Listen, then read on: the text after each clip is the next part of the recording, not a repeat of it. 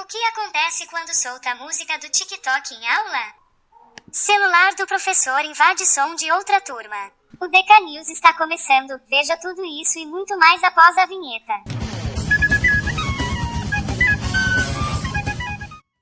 Curiosidade popular, o que acontece quando solta uma música do TikTok na aula?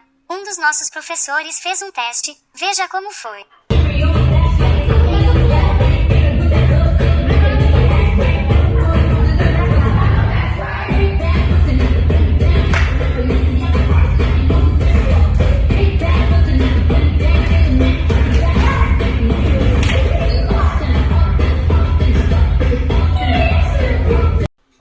Professor resolve mudar sua modalidade de aula para aula de canto, confira.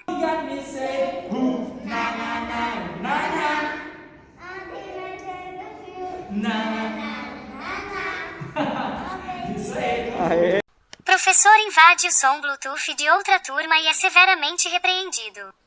Ô, sai do meu som, velho. Você tá me atrapalhando a aula. Sai do meu som, velho! Ô, velho! A gente encerra essa edição por aqui, até a próxima.